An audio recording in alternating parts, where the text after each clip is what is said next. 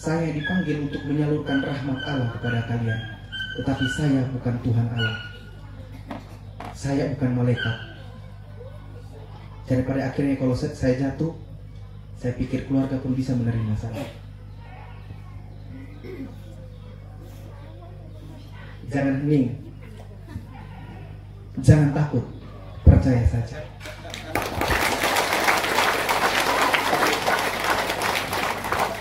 Nanti penjelasan tentang perjalanan panggilan saya dan kenapa saya harus memilih moto ini besok. Tuhan bersamamu. Dan bersamamu. Inilah Injil suci menurut Yohanes. Dimuliakanlah Tuhan.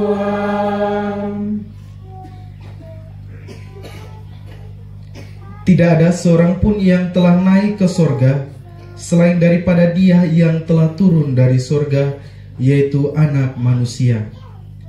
Dan sama seperti Musa meninggikan ular di padang gurun, demikian juga Anak Manusia harus ditinggikan, supaya setiap orang yang percaya kepadanya beroleh hidup yang kekal. Karena begitu besar kasih Allah akan dunia ini, sehingga Ia telah mengaruniakan anaknya yang tunggal, supaya setiap orang yang percaya kepadanya tidak binasa, melainkan beroleh hidup yang kekal. Sebab Allah mengutus anaknya ke dalam dunia, bukan untuk menghakimi dunia, melainkan untuk menyelamatkannya oleh Dia. Demikianlah sabda Tuhan.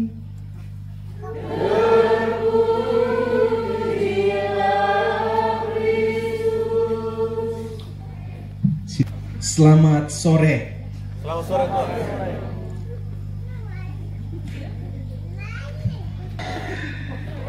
Berdiri di sini saya gemetar, tulang rasa mau copot di sini. Tapi karena Allah, saya dimampukan untuk membawakan sabda ini. Bapak-bapak selamat sore. Selamat sore. Mama-mama selamat sore. Anak-anak selamat sore. Mama-mama jangan, biar anak-anak. Anak-anak selamat sore. Sekali lagi anak-anak selamat sore. Istri-istri, mama-mama, ada yang suaminya malas misa?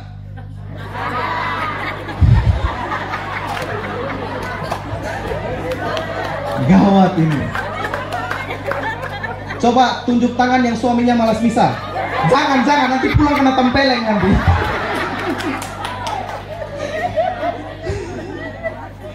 Bapak, Ibu, Saudara dan Saudari umat beriman yang dicintai Tuhan, hari ini Gereja Katolik sejagat merayakan pesta salib suci. Mama-mama yang di belakang tenda bisa masuk, Mama. Ayo, masuk. Hari ini Gereja Katolik merayakan pesta salib suci. Pesta salib suci adalah pesta di mana kita dipanggil untuk menaruh harapan pada salib. Hanya pada salib.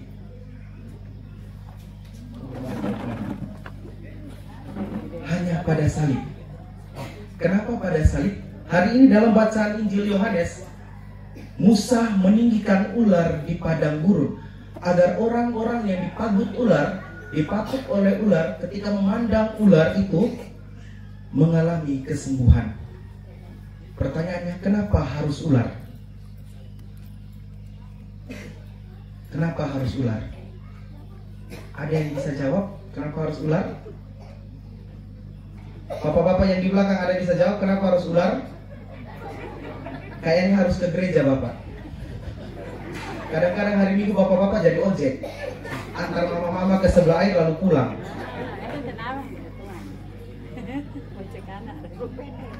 Yesus melambangkan dengan ular. Ada pertukaran yang mengagumkan di sini. Di Sumatera itu terkenal dengan hewan-hewan liar dan buas. Salah satunya itu kobra. Pernah lihat kobra? Pernah. Saya pikir pernah. Ketika kobra itu mematuk seseorang, ketika terlambat dibawa ke puskesmas yang terdekat, maka yang terjadi adalah maset.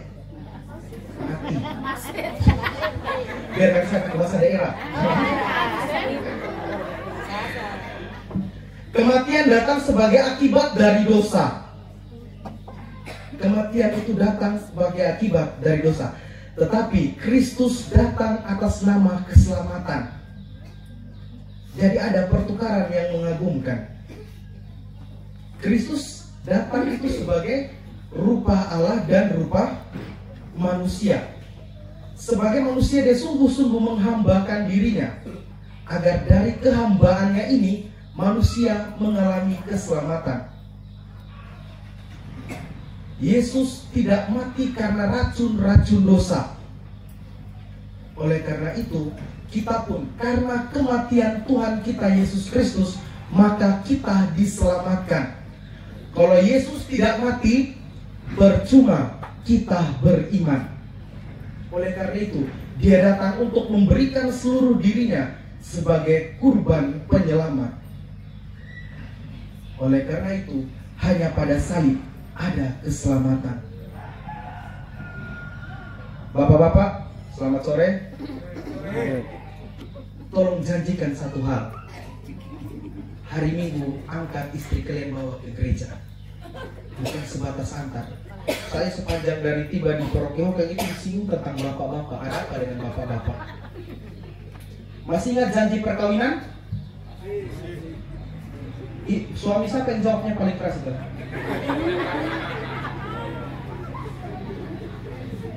Ini saya pernah sampaikan waktu saya merayakan Ekaristi di Kupang. Saya katakan, tugas suami itu apa tugas suami? Gawat ini. Tugas suami itu menguduskan istri. Para suami dipanggil untuk menguduskan istri, bukan tampar istrinya. Ada istri-istri yang sering dipukul suami? Jangan tunjuk, jangan. Nanti dihantam lagi sampai rumah. Jangan. Memberkati bukan memaki istrimu. Menguduskan bukan menampar istrimu. Oleh karena itu, untuk memiliki rahmat, untuk menguduskan, kita harus dekat dengan Tuhan. Bagaimana kita menguduskan orang kalau hidup kita jauh dari Allah? Istri-istri, ada yang pernah diberkati suami waktu pagi? Jawab. Ada yang istri-istri pernah dikasih tanda salib oleh suami?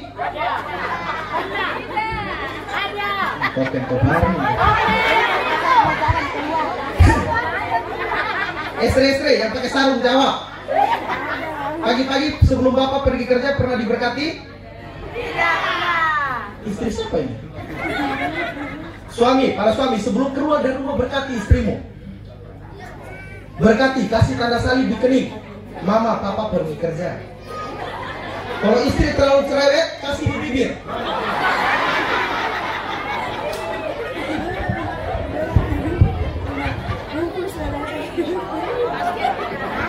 Biasa di sini.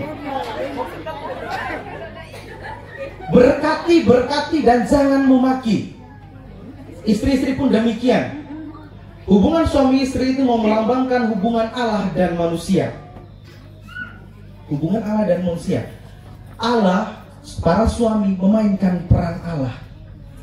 Para suami dengar, kalian memainkan peran Allah. Saya berani omong kayak gini karena apa? Sudah pastor. Kemarin pun tidak berani. Bapak saya pun tidak mungkin marah lagi. Ibu-ibu, suami satu kata, kalian jangan 10 kata. Saya dulu tuh Mama Rosa tuh sering omong dus baru satu dia sudah 10.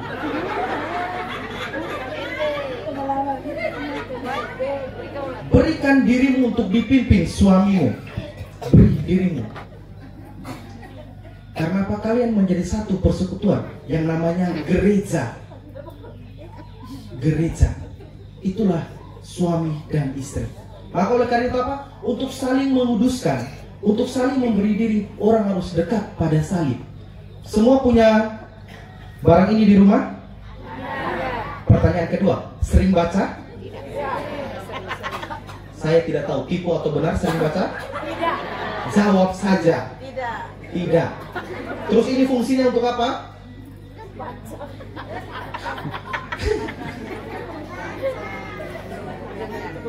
Orang harus memiliki relasi yang baik dengan Allah. Orang yang memiliki relasi yang baik dengan Allah akan tercermin dalam hidup bersama, dalam keseharian hidup mereka dengan tetangga, dengan mereka yang beragama lain, dengan sanak saudara. Mereka yang tiap hari hanya mengeluh, sakit hati, cerewet, cemberut, tersinggung, ini orang yang tidak memiliki hubungan yang baik dengan Tuhan. Bapak Ibu coba saling lihat.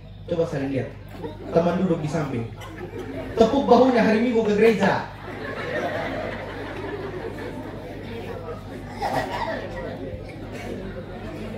Bapak Ibu, saudara dan saudariku yang terkasih, karena ketika kita memiliki hubungan yang harmonis dengan Allah, maka segala sesuatu akan tercermin dalam hidup kebersamaan kita. Hidup boleh pas-pasan, tapi iman jangan kurang. Semua di sini punya masalah hidup, jangan ngomong. Saya tahu kalau Anda semua muka punya masalah.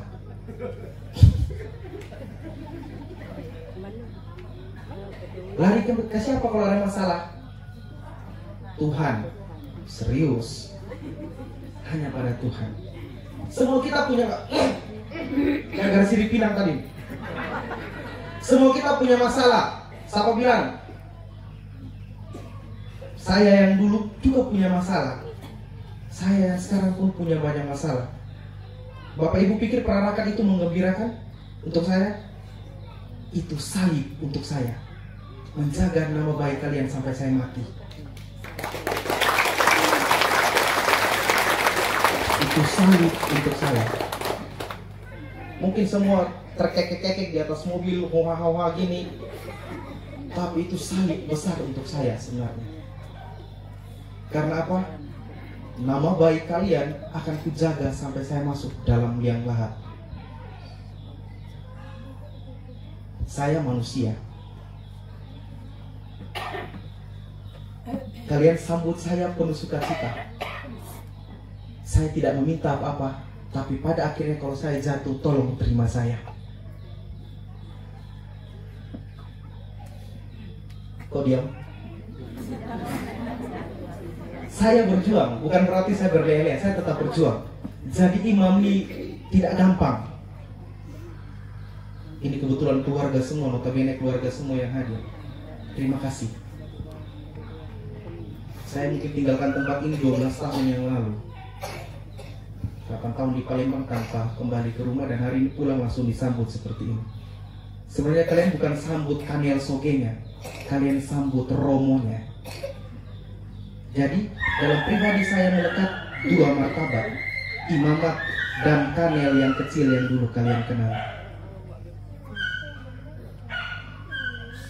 Saya dipanggil untuk menyalurkan rahmat Allah kepada kalian, tetapi saya bukan Tuhan Allah. Saya bukan malaikat. Jadi pada akhirnya kalau saya jatuh, saya pikir keluarga pun bisa menerima saya.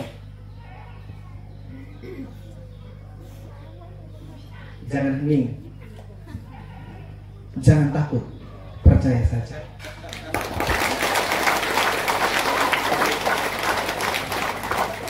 Nanti penjelasan tentang perjalanan panggilan saya dan kenapa saya harus memilih moto ini besok. Biarkan saya pelan-pelan membuka ini. Jadi Bapak Ibu dan saudara-saudari umat beriman yang dicintai Tuhan, mari kita hanya memberikan seluruh diri kita pada salib. Hanya pada salib. Jangan pergi ke dukun. Jangan pergi ke dukun. Saya tidak mengatakan bahwa adat itu tidak penting. Beda, ranah adat dan dukun-dukun itu beda. Kalau adat istiadat muncul pertama sebelum adanya agama. Itu adat istiadat. Jadi saya pun tetap taat pada istiadat. Tapi saya katakan bahwa yang masih percaya pada dukun-dukun berhenti. Apalagi yang keluarga dekat denganku, stop. Ke dukun saya dapat, saya tidak marah. Oke Bapak Ibu saudara-saudara yang terkasih, mari kita bawa seluruh hidup kita hanya pada Allah. Terpujilah nama Tuhan kita Yesus Kristus kini dan sepanjang segala masa.